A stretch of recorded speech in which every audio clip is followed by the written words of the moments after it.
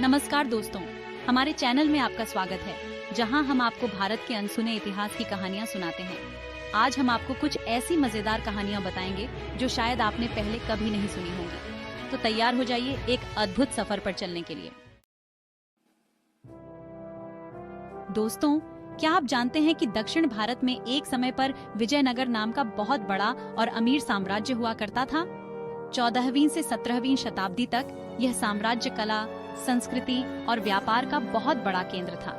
विजयनगर के राजा हरिहर और बुक्का राय ने इस साम्राज्य की शुरुआत की थी। विजयनगर के खंडहर आज भी हमें उस समय की शान और शौकत दिखाते हैं। यहाँ के मंदिर अपनी नक्काशी और विशालता के लिए मशहूर थे। विजयनगर साम्राज्य में व्यापार भी जोरों पर था, लेकिन 1565 में तालीकोटा के युद्ध में इस महान साम्राज्य का अंत हो गया। लेकिन विजयनगर साम्राज्य की कहानी आज भी हमें हिम्मत देती है।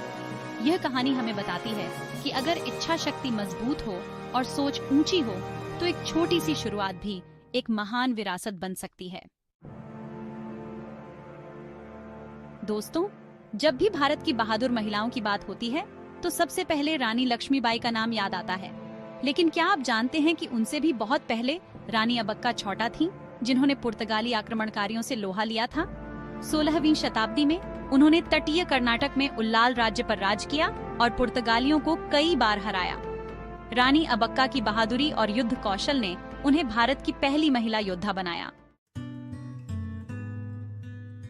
दोस्तों, भारत का इतिहास सिर्फ युद्धों और राजाओं की कहानियां ही नहीं है, बल्कि ज्ञान, कला और संस्कृति की भी अनोखी कहानियां से भरा है। ऐसी ही एक कहानी है सम्राट विक्रमादित्य और उनके नवरत्नों की। सम्राट विक्रमादित्य अपने न्याय और दयालुता के लिए जाने जाते थे। कहा जाता है कि उनके दरबार में 9 विद्वान रहते थे, जिन्हें नवरत्न कहा जाता था। हर एक रत्न अपने अपने क्षेत्र में बहुत ज्ञानी था। इन नवरत्नों में कालिदास, वराहमिहिर, धन्वंतरि, क्षपणक, अमर सिंह, शंकु, वररुचि, घटकरपर और बेताल भट्ट शामिल थे। इन नवरत्नों ने अपनी बुद्धि और प्रतिभा से विक्रमादित्य के दरबार को ज्ञान और कला का केंद्र बना दिया था। विक्रमादित्य और उनके नवरत्नों की कहानी हमें सिखाती है कि कैसे एक राजा अपनी प्रजा को ज्ञान और कला से समृद्ध बना सकता है। चोल साम्राज्य की नौसैनिक शक्ति। दोस्तों, क्या आप जानते हैं कि चोल साम्राज्य की नौसेना पूरी दुनिया में अपनी धाक जमाए हुए थी? चोल साम्राज्य ने 9वीं से 13वीं शताब्दी तक दक्षिण भारत पर राज किया। उनकी नौसेना में सैकड़ों युद्धपोत थे, जो उस समय की किसी भी दूसरी नौसेना से आगे थे। चोल नौसेना ने श्रीलंका, मालदीव और दक्षिण पूर्व एशिया के कुछ हिस्सों को भी जीत लिया था। चैप्टर 5, टाइटल अहिच्छत्र नगरी का रहस्य। बॉडी। दोस्तों, भारत प्राचीन नगरों और सभ्यताओं का खजाना है। ऐसा ही एक रहस्यमयी नगर है अहिच्छत्र, जो उत्तर प्रदेश के बरेली जिले में है। यह नगर पांडवों की राजधानी इंद्रप्रस्थ के पास था और माना जाता है कि यह महाभारत काल से भी पुराना है। अहिच्छत्र का नाम एक पौराणिक सांप अहि के नाम पर रखा गया था। कहा जाता है कि इस नगर को राजा अहिच्छत्र ने बसाया था। यह नगर मौर्य, शुंग, कुषाण और गुप्त साम्राज्यों के अधीन रहा और एक महत्वपूर्ण व्यापारिक केंद्र था। यहाँ से मिली पुरानी चीजें बताती हैं कि अहिच्छत्र एक अमीर और विकसित नगर था।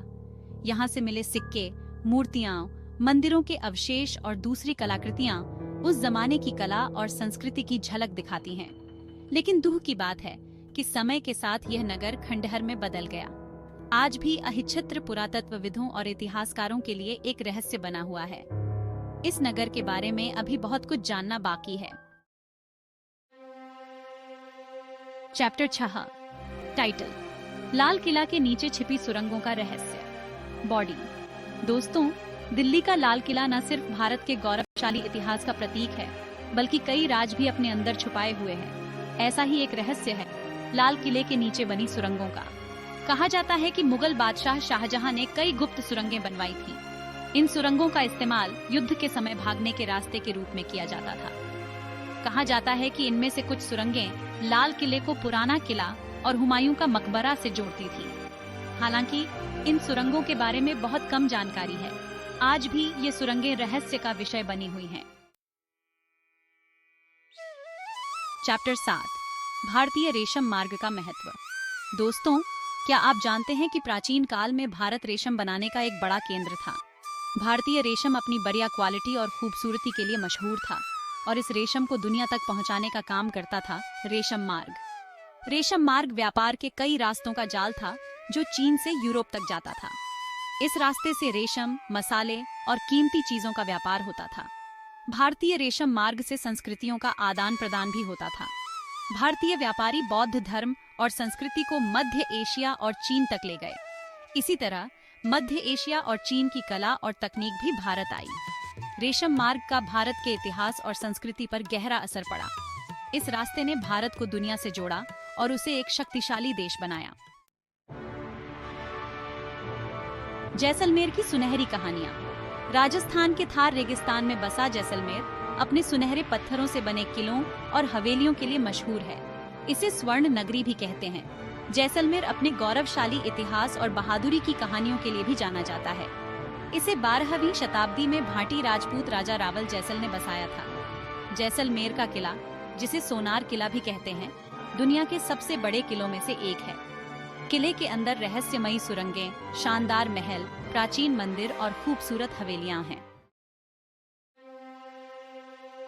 चैप्टर 9, अंडमान के काले पानी की सच्चाई। दोस्तों, अंडमान और निकोबार द्वीप समूह आज अपनी प्राकृतिक सुंदरता के लिए जाने जाते हैं। अंग्रेजों ने अंडमान के सेल्युलर जेल को काला पानी कहा, जहां उन्होंने स्वतंत्रता सेनानियों को कैद किया। यहां कैदियों को कोड़े मारे जाते थे और कठिन मजदूरी करवाई जाती थी।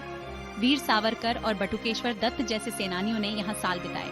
आज सेल्युलर जेल एक राष्ट्रीय स्मारक है जो बलिदान की याद दिलाता है। चैप्टर 10, द्रविड़ वास्तुकला का चमत्कार। भारत की विविध संस्कृतियों में कला और वास्तुकला की झलक मिलती है। भारतीय वास्तुकला में ताजमहल और खजुराहो मंदिर प्रमुख हैं। द्रविड़ वास्तुकला की भव्यता और जटिलता अद्वितीय है। यह शैली ऊंचे पिरामिड शिखर और बारीक नक्काशी के लिए प्रसिद्ध है। बृहदेश्वर और मीनाक्षी मंदिर इसके उत्कृष्ट उदाहरण हैं। ये मंदिर धार्मिक महत्ता के लिए भी जाने जाते हैं। प्राचीन शिल्पकारों की कला और कौशल का प्रतीक हैं। द्रविड़ वास्तुकला का प्रभाव दक्षिण पूर्व एशिया में भी देखा जा सकता है। उत्तरों, धन्यवाद। तो दोस्तों, ये थी भारत के अनसुने इतिहास की कुछ मजेदार कहानियां।